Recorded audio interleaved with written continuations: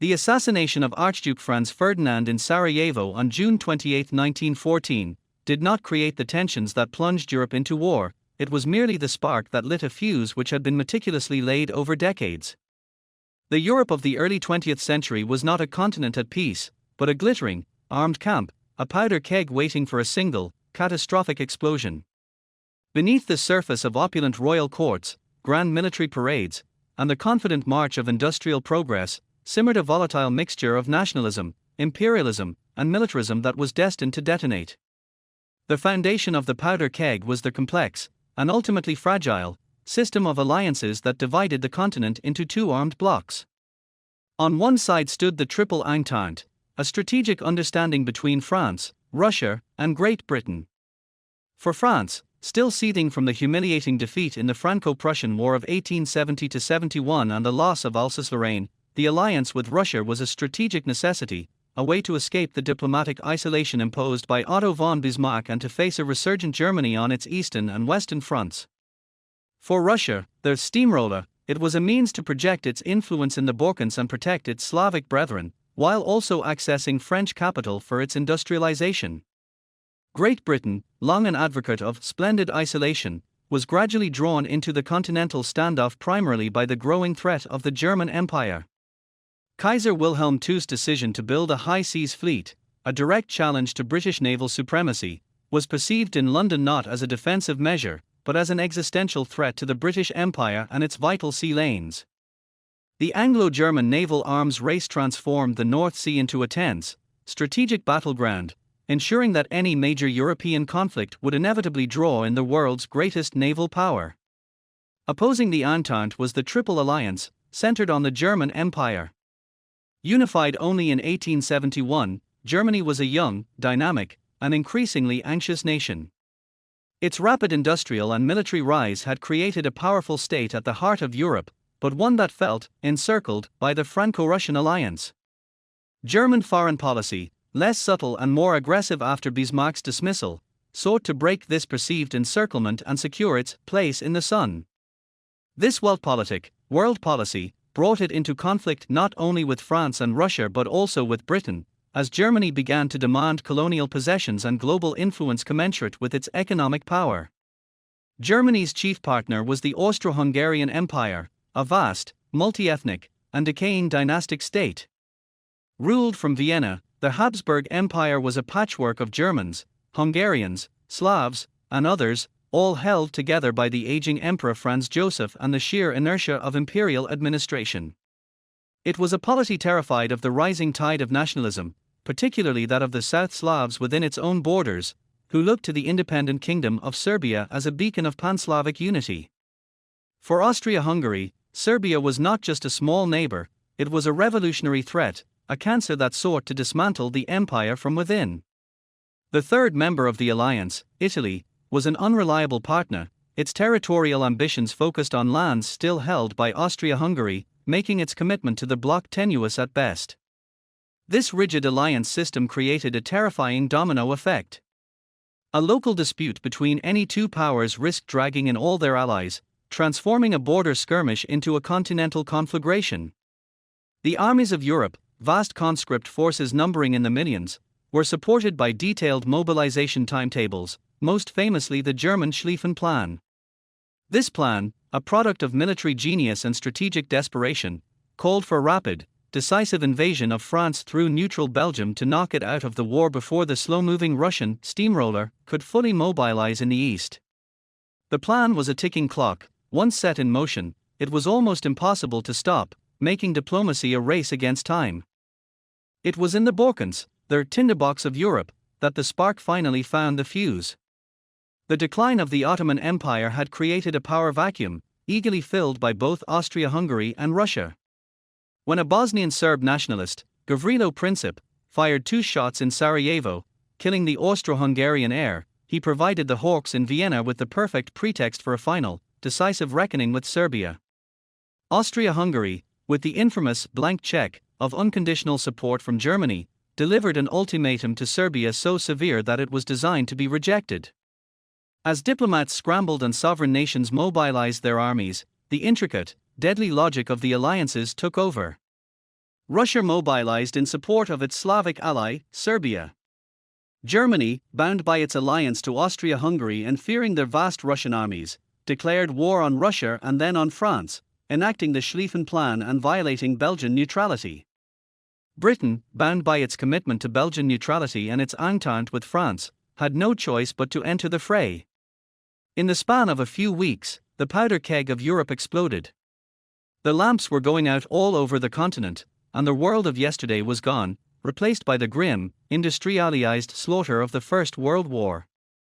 The morning of June 28, 1914, in Sarajevo was drenched in sunshine and pageantry. The air, thick with the scent of linden trees and anticipation, crackled with a tension that went far beyond the usual excitement for a royal visit. For the Archduke Franz Ferdinand, heir to the throne of the Austro-Hungarian Empire, this was a day of profound personal and political significance, a chance to oversee military maneuvers and to showcase imperial unity in the volatile province of Bosnia-Herzegovina. For a small, determined group of young Bosnian Serb nationalists scattered along the Apple Quay, it was the day they had chosen for regicide and revolution. They were the living, breathing manifestation of the ethnic hatreds and political grievances that the aging Habsburg monarchy could no longer contain. Franz Ferdinand was a man trapped between past and future. Portly, with a stern and often misunderstood demeanor, he was nevertheless a thinker, a man aware of the deep-seated rot within the dual monarchy. He harbored ideas, controversial within the Viennese court, of restructuring the empire into a federal state, granting greater autonomy to the South Slavs and potentially calming the nationalist fervor that threatened to tear it apart. This very vision made him a primary target not only for Serbian nationalists who desired a greater Serbia entirely separate from Habsburg rule but also for hardliners within his own empire who saw his reforms as a threat to German and Hungarian dominance. His marriage to Sophie, Duchess of Hohenberg, a morganatic union that meant she could never share his royal status, added a layer of personal poignancy to the day. In Sarajevo, for once, she was permitted to stand by his side in a near-equal capacity, a small victory that made the Archduke feel uncharacteristically optimistic. The procession of open-top cars was a spectacle of imperial arrogance and profound vulnerability. The green feathers of the Archduke's military helmet nodded in the breeze. Sophie's white dress and elegant parasol seemed to glow in the morning light. They were a picture of dynastic power, utterly exposed.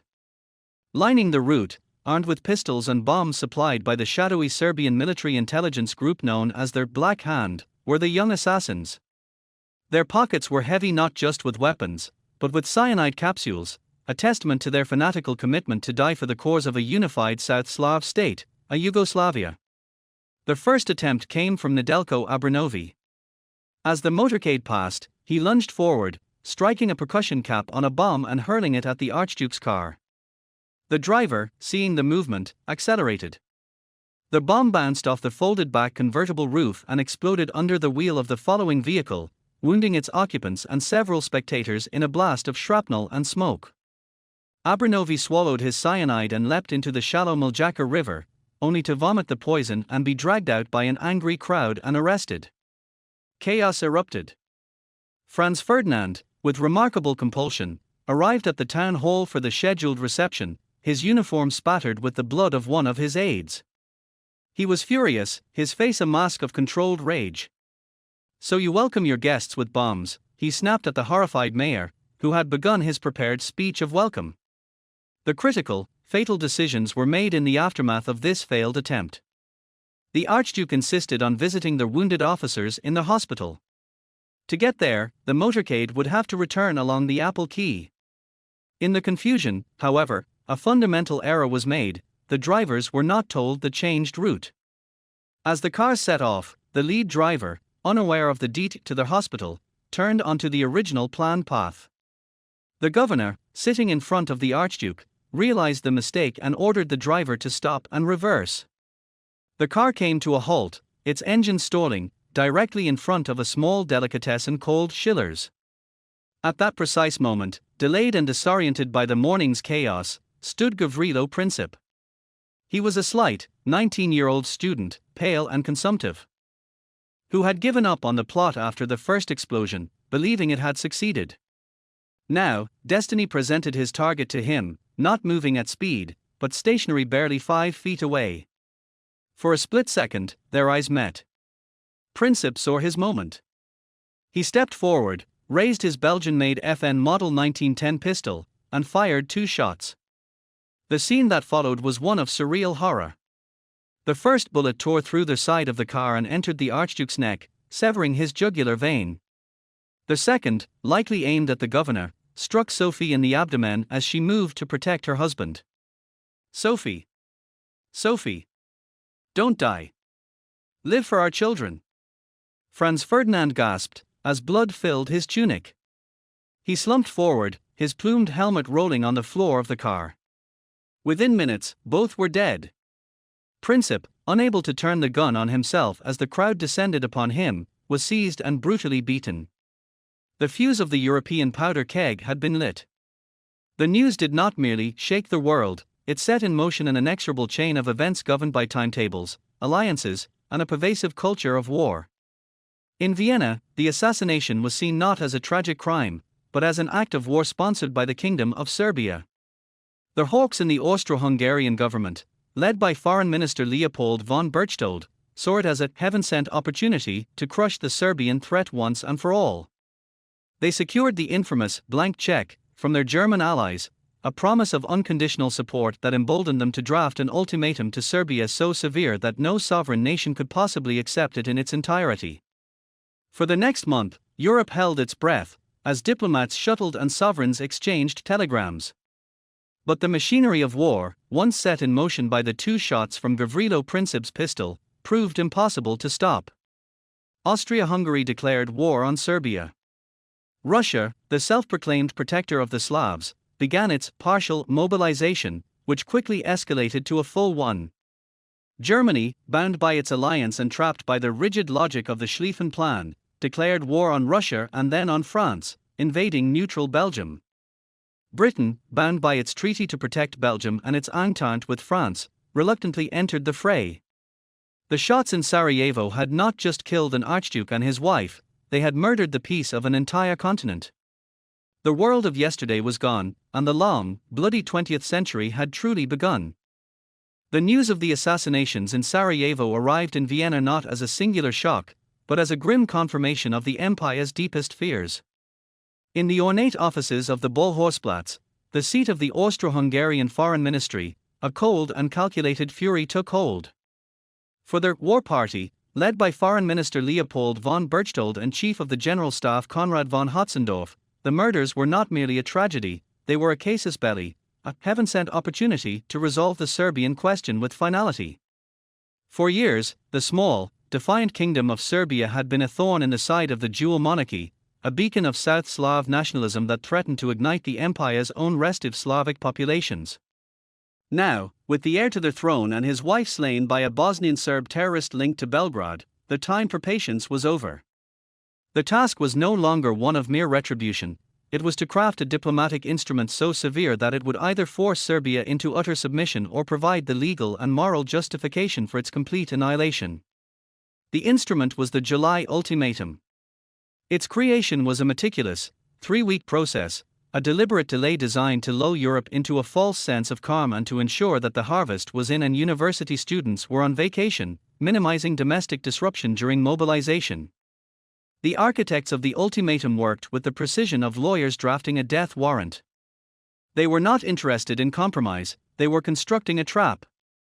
The key to their confidence was their blank check, issued by Germany on July 6. Kaiser Wilhelm II and his chancellor, Theobald von Bethmann-Hollweg, believing the conflict could be localized to the Balkans and eager to demonstrate unwavering support for their primary ally, had given Austria-Hungary unconditional backing. This German carte blanche was the linchpin, transforming Vienna's gambit from a risky diplomatic maneuver into a seemingly invincible strategic play. It emboldened the hawks and isolated the more cautious voices, like that of Hungarian Prime Minister István Tisza, who feared a wider war would destroy the empire. The ultimatum, delivered to the Serbian government by the Austro-Hungarian minister in Belgrade, Baron Vladimir Gizel, on the afternoon of July 23, 1914, was a masterpiece of diplomatic brutality.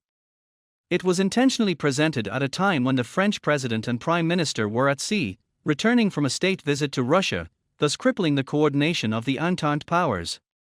The document contained 10 demands, couched in the language of sovereign right, but designed to be intolerable. Serbia was given a mere 48 hours to accept them in their entirety. The demands were a direct assault on Serbian sovereignty.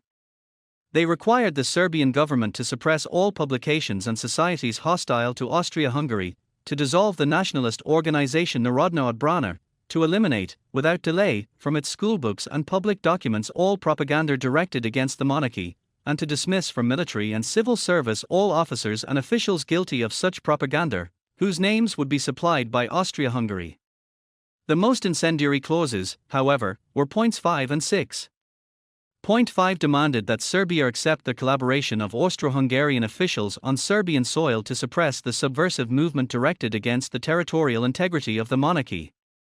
Point 6 demanded that Serbian judicial authorities initiate judicial proceedings against all accessories to the Archduke's assassination, and that Austro-Hungarian delegates take part in the investigations.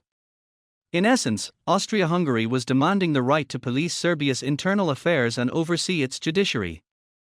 For any sovereign nation, this was tantamount to accepting a protectorate status, a voluntary surrender of independence.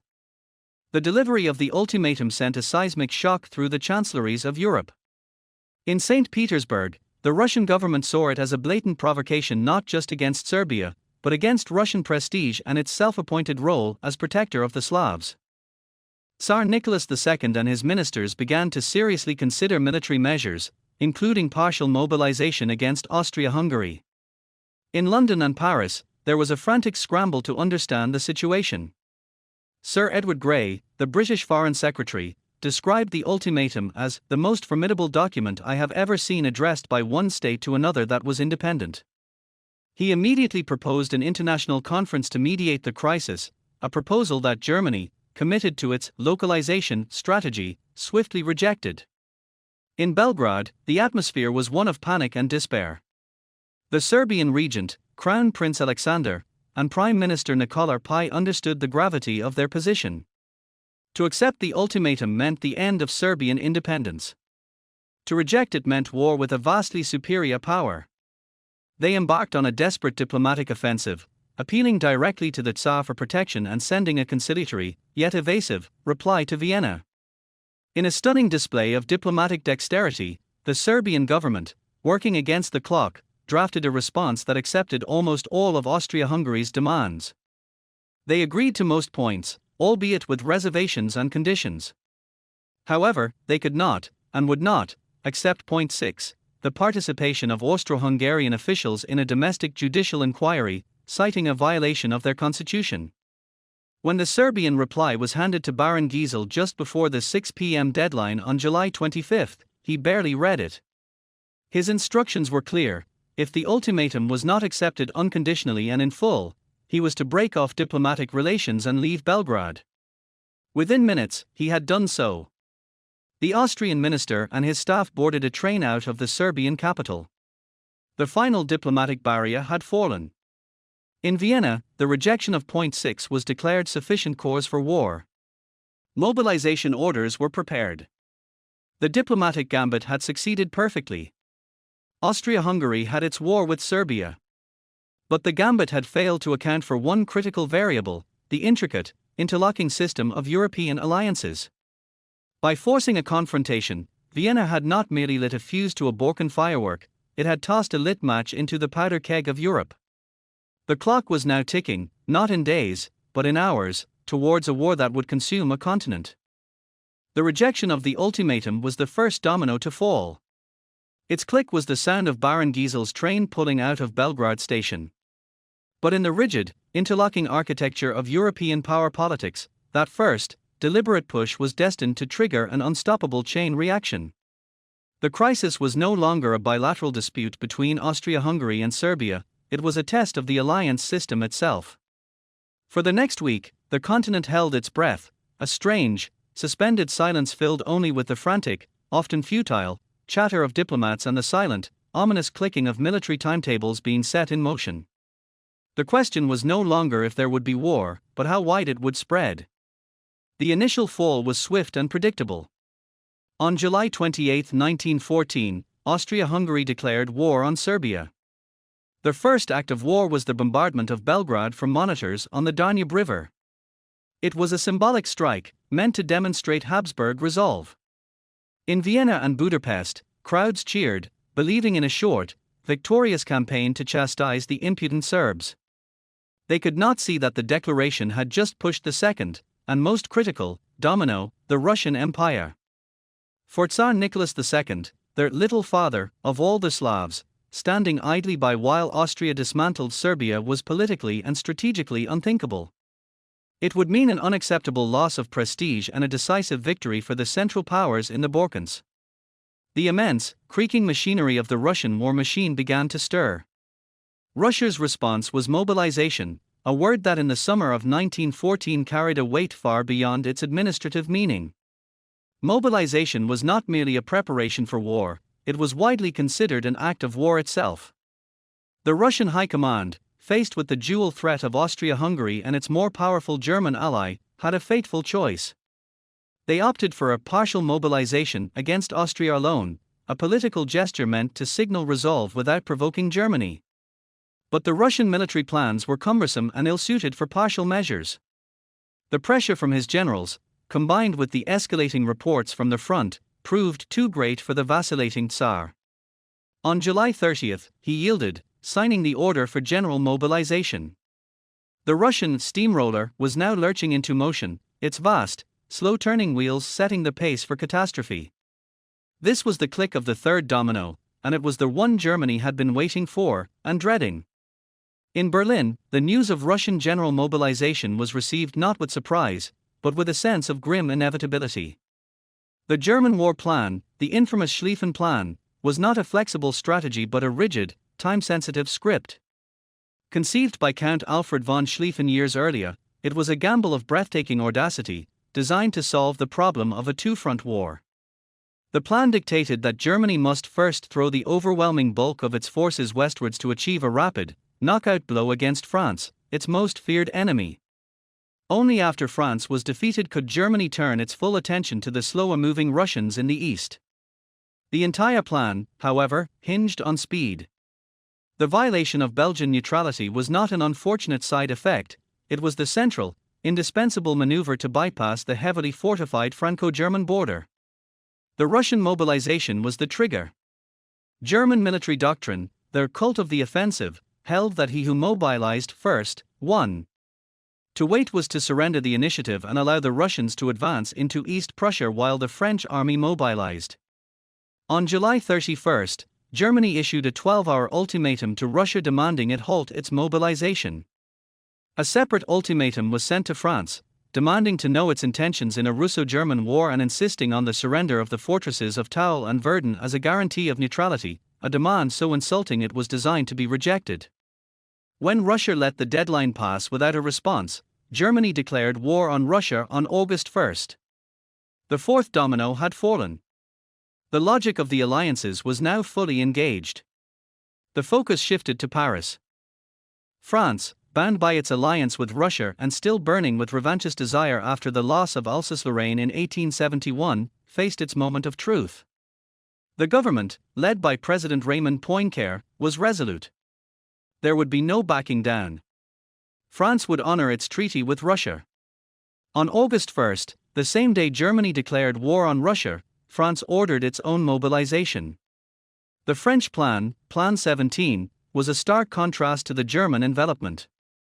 It was a bold, almost reckless, offensive thrust into Alsace-Lorraine, driven by the spirit of Elan Vital, the belief that sheer fighting spirit could overcome any obstacle.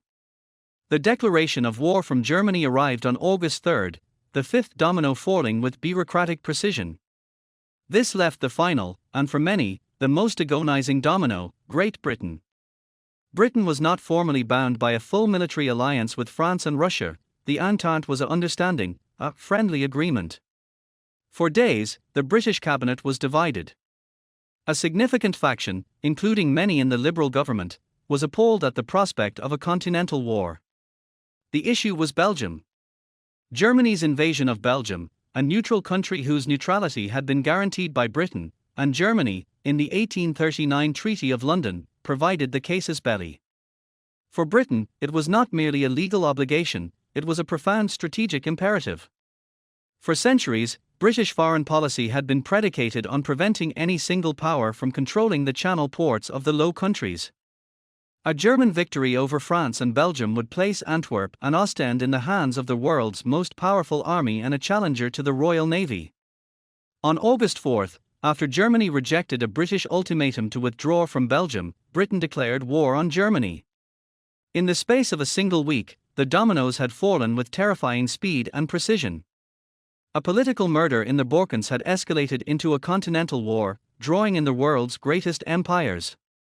The alliances, designed as instruments of security and deterrence, had instead acted as transmission belts, conducting the shock of a local crisis from one capital to the next until the entire structure of European peace collapsed. The lamps were going out all over Europe. The age of innocence was dead, replaced by the grim, industrialized reality of total war. The domino effect was complete. The Great War had begun. In the war rooms of Berlin, as the diplomatic dominoes fell in August 1914, there was no debate, no council of strategy.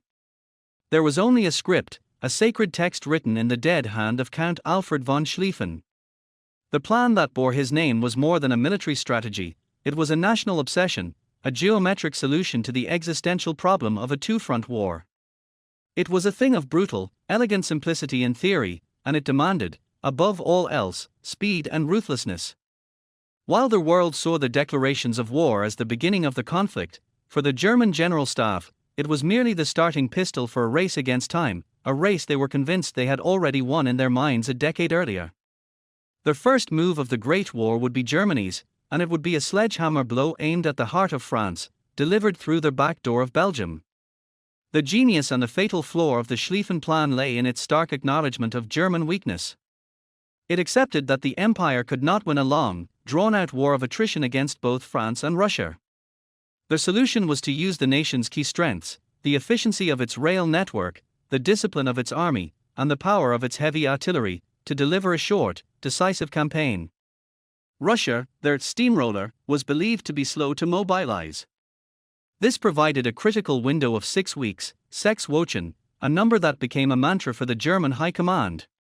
In those 42 days, Germany would need to defeat France completely, capture Paris, and then, using its intricate rail system, shuttle the entire army 1,000 miles to the east to meet the slowly advancing Russian hordes.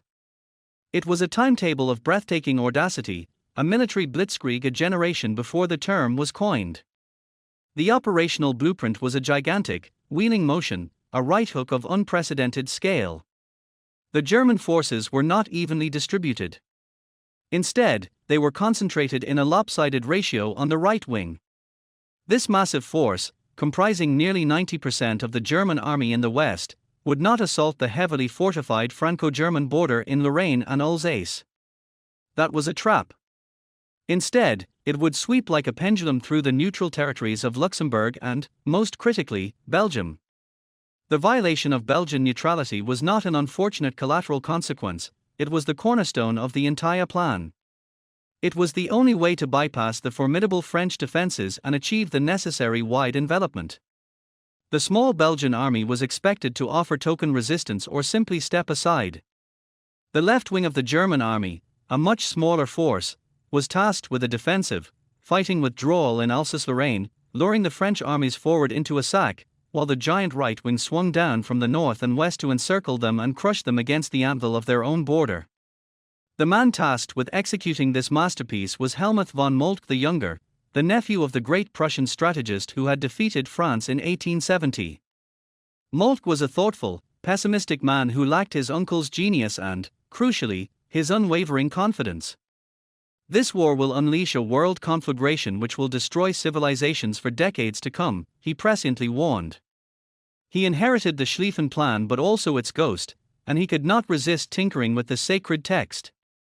Fearing a French breakthrough on his weakened left flank, he strengthened it at the expense of the crucial right wing. This single decision, a deviation from Schlieffen's dying command to keep the right wing strong, would have consequences that rippled across the battlefields of Europe. The initial advance in August 1914 was nonetheless a spectacle of overwhelming force and terrifying efficiency. The German 1st, 2nd, and 3rd armies, 1,000,000 men strong, poured into Belgium. They moved not just on foot, but in columns that stretched for miles, a relentless grey tide supported by monstrous 420mm howitzers, their Big Berthers, designed to pulverize modern fortresses. The first major obstacle was the ring of forts surrounding the city of Liege. The Belgians, to Germany's shock and fury, did not step aside. They fought. The siege of Liege, while ultimately a German victory, consumed precious days. The timetable, the sacred Sechswochen, was already bleeding. The German advance through Belgium was characterized by a paranoia born of speed and a doctrine of Schrecklichkeit, frightfulness. Convinced that civilian Frankstireurs, snipers, were impeding their progress, as they had in 1870, German troops responded with brutal reprisals. The city of Louvain was deliberately put to the torch, its magnificent university library with its priceless medieval manuscripts destroyed. Dinant and other towns saw mass executions of civilians. These acts were not merely war crimes, they were strategic blunders of the highest order. The rape of Belgium provided the Entente powers with a powerful propaganda tool, painting Germany as a barbaric, Hun nation and crucially helping to solidify public opinion in Britain and the United States in favor of the Allies. As the giant right wing wheeled through Belgium and into northern France, it seemed, for a moment, that the plan was working. The French, committed to their own offensive doctrine, Plan 17, were throwing themselves with gallant, suicidal fervor into the German defenses in Alsace-Lorraine. They were being bled white in their battles of the frontiers, just as Schlieffen had predicted. The German armies swept onward, driving the British Expeditionary Force, BEF, and French forces before them. By the end of August, the forward patrols of General Alexander von Kluck's First Army could almost smell the outskirts of Paris. The capital was in a state of panic, the government fleeing to Bordeaux. The Schlieffen Plan appeared to be on the cusp of a stunning, war-winning success. But the plan was cracking under its own weight.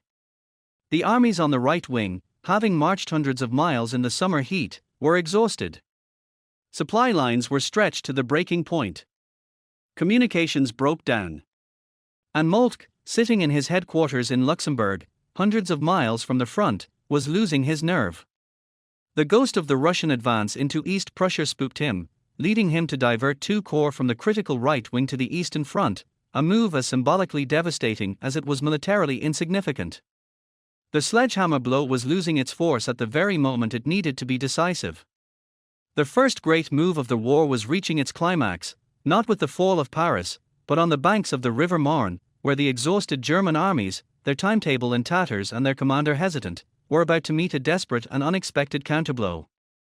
The Schlieffen Plan, Germany's gamble for a quick victory, was about to fail, and in its failure, it would condemn Europe to 4 years of stalemate and slaughter in the mud. The final days of July 1914 were a slow-motion avalanche of fate, a cascade of diplomatic failures where the machinery of war gradually seized control from the hands of politicians. Their point of no return was not a single moment, but a series of thresholds crossed, each one slamming shut a door to peace until only the final, formal declarations remained. These were not mere announcements, they were ceremonial unleashings of national destinies, the bureaucratic ratification of a continental suicide pact already signed in secret by mobilization orders and military timetables. The world held its breath, watching the ancient empires of Europe march, with somber and tragic inevitability, into the abyss. The first and most critical of these thresholds was mobilization. In the grim logic of 1914, to mobilize was to declare war.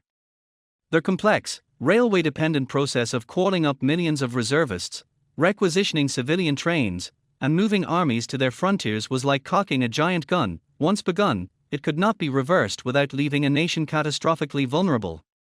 Russia's general mobilization on July 30 was the true point of no return. Though the Tsar vacillated, his generals impressed upon him the brutal calculus: delay meant defeat. When the massive placards went up across the Russian Empire, ordering men to report to their depots, the die was cast. In Berlin, the news was received not with surprise, but with a sense of grim validation. The Schlieffen Plan's clock was now ticking. Germany's subsequent ultimatum to Russia and its own mobilization on August 1 were not causes, but effects, the inevitable next steps in a sequence that had become autonomous. The formal declarations of war that followed were almost anticlimactic in their bureaucratic dryness, belying the cataclysm they unleashed. On August 1, Germany declared war on Russia. The scene in Berlin was surreal. Crowds, gripped by a nervous, jingoistic fervor, filled the streets. Kaiser Wilhelm II, who until the last moment had harbored doubts, appeared on his balcony to address the throng. Yet, behind the scenes, a final, desperate telegram from London had arrived, suggesting that if Germany did not attack France, Britain would remain neutral. For a few hours, a flicker of hope remained. But the military high command was adamant: the Schlieffen Plan could not be altered. The war with France was geometrically necessary. Their hope was extinguished. Germany was committed. The focus now shifted to France. Germany's declaration of war on August 3 was justified by a fabricated pretext: the alleged bombing of the German town of Nuremberg by French aircraft. The truth was simpler and more terrible: France had to be defeated, and the plan demanded it happen now. In Paris, the news was met not with jubilation, but with a solemn, resolute determination. The memory of 1870 and the lost provinces of Alsace-Lorraine provided a powerful undercurrent of revanchism. The order for French mobilization had already been given. As the young men of France boarded trains to the front, painted with the slogan of Berlin, there was a pervasive belief that the war would be short and the cause was just. The French government, seeking unity, formed a union sacrée, a sacred union of all political factions against the German threat. The final, decisive declaration was Great Britain's. The British cabinet had been agonizingly divided. A strong pacifist faction, including several ministers, saw no reason for Britain to be drawn into a continental quarrel. The issue that tipped the balance was Belgium. Germany's invasion of neutral Belgium on August 4, in accordance with the Schlieffen Plan, provided the legal and moral casus belli. The 1839 Treaty of London, which guaranteed Belgian neutrality, was invoked. For Britain, it was also a profound strategic imperative to prevent the Channel ports of Ostend and Antwerp from falling into the hands of a hostile, powerful nation. Sir Edward Grey, the British Foreign Secretary, captured the moment's tragic gravity on the evening of August 3, famously looking out over a London being lit for the evening and stating, "The lamps are going out all over Europe. We shall not see them lit again in our lifetime." An ultimatum was sent to Berlin: halt the invasion of Belgium by 11 p.m. Greenwich Mean Time on August 4, or a state of war would exist. In the German Reichstag, Chancellor Theobald von Bethmann-Hollweg expressed bafflement, infamously calling the treaty a "scrap of paper" for which Britain was going to war. His statement revealed a fundamental chasm in worldviews between the legalistic, balance of power approach of Britain and Germany's pursuit of its place in the sun through sheer military force. As the clock in the Foreign Office struck 11, no reply had been received. Britain was at war. The domino effect was complete. But the declarations did not end there. The alliance system, like a virus, began to replicate the conflict. Japan, honoring its alliance with Britain, declared war on Germany on August 23, seizing German territories in China and the Pacific. The Ottoman Empire, seeing an opportunity to strike back at its historic enemy, Russia, and under the influence of a German military mission, joined the Central Powers in October. Italy, despite its membership in the Triple Alliance, declared its neutrality, arguing that Germany and Austria-Hungary were the aggressors and the alliance was therefore defensive and void. It was a stark betrayal that foreshadowed its eventual switch to the Allied side in 1915. By the end of 1914, the war was no longer a European affair, but a world war. The declarations, born from a blend of miscalculation, fear, ambition, and a fatalistic adherence to plans, had unleashed forces no one could control. Their point of no return had been passed the moment the first Russian mobilization order was sent. Everything that followed, the grand speeches, the printed declarations, the cheering crowds, was merely the formal ceremony for a funeral, the funeral of the 19th century world order, and the birth of a new, much darker, and more violent age. The armies were now on the move, and the first great battles of the Marne and Tannenberg were about to begin, dashing all hopes of a short war and inaugurating the long, bloody stalemate of the trenches. The German invasion of Belgium in August 1914 was the spark that leaped across the Channel, but the conflagration that followed would not be contained by European geography. The conflict that began as a Third Balkan War and escalated into a continental struggle possessed an innate, terrifying logic of expansion. It was a fire fed by the global ambitions of empires, the strategic imperatives of naval power, and the interconnected nature of the early 20th century world. Within months, the battlefields of France and Poland became the epicenter of a seismic shock that radiated outwards, drawing in nations from the Pacific to the South Atlantic, transforming a European war into the first truly world war. The lamps were not just going out in Europe, their dimming light was being extinguished across the globe. The first and most crucial step in this transformation was the entry of the British Empire. Britain's declaration of war on August 4, 1914, did not involve just the British Isles, it mobilized the greatest empire the world had ever known. From the moment the ultimatum to Germany expired, the conflict ceased to be a purely European affair. Canada, Australia, New Zealand, and South Africa, the Dominions, were automatically at war, their fates tied to the mother country. Their response was not one of reluctant obligation, but of enthusiastic, if distant, patriotism. In Australia, the government pledged, to the last man and the last shilling. In Canada, thousands volunteered, seeing the war as a test of nationhood. The Indian Army, one of the world's largest professional fighting forces, was immediately committed, its soldiers destined for the muddy trenches of Flanders and the sun-scorched plains of Mesopotamia. The war was now being fought by Sikhs and Gurkhas, Canadians and Afrikaners, for a cause born in the streets of Sarajevo and the chancelleries of Vienna and St. Petersburg. The British Empire turned the war global in an instant, its resources and manpower spanning every continent. The logic of naval power and imperial ambition propelled the war into the Pacific. Japan, a rising power and a formal ally of Britain since the 1902 Anglo-Japanese alliance, saw a golden opportunity. On August 23, 1914, Japan declared war on Germany, not out of solidarity with Serbia or concern for Belgian neutrality, but to advance its own strategic interests in East Asia. Its objective was clear: to seize Germany's colonial possessions in the region, namely the Jiaozhou Bay concession in China and the scattered but strategically valuable Micronesian islands north of the equator, the Mariana, Caroline, and Marshall Islands. The siege of Tsingtao, a German-held port in China, was a combined operation, featuring Japanese forces alongside a small British contingent. Its fall in November 1914 effectively ended Germany's presence in the Pacific and handed Japan a dominant naval position, which it would use to further its infamous 21 demands on China. Japan's entry demonstrated that the war was now a free-for-all, a chance for ambitious powers to rearrange the colonial map under the cover of a larger conflict. While the Pacific saw swift, decisive action, the wider world became a chessboard for the economic and naval struggle.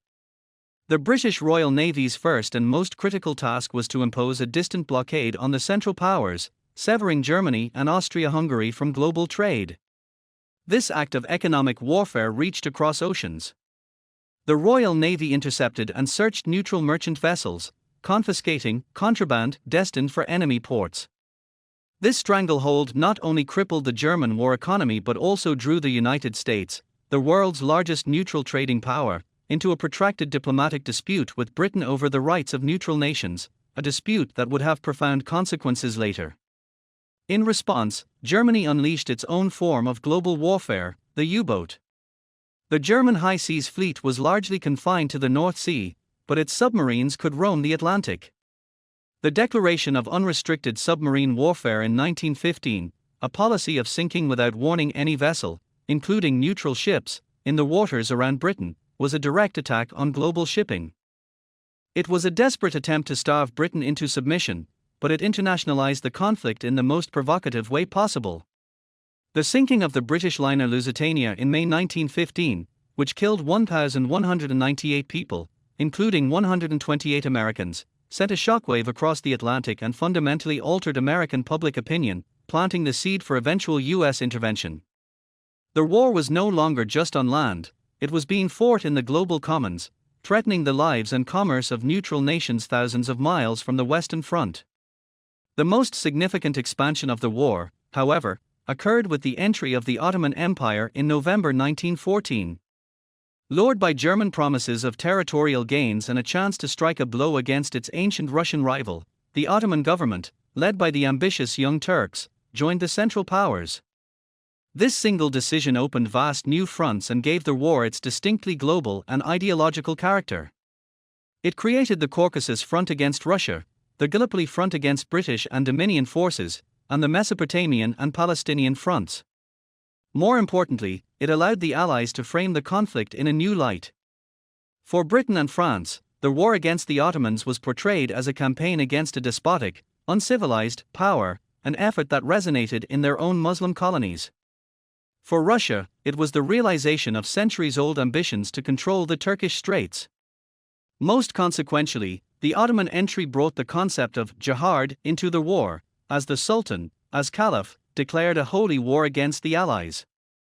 This attempt to incite rebellion in British India and French North Africa largely failed, but it underscored the war's new, insidious dimension as a clash of civilizations and faiths.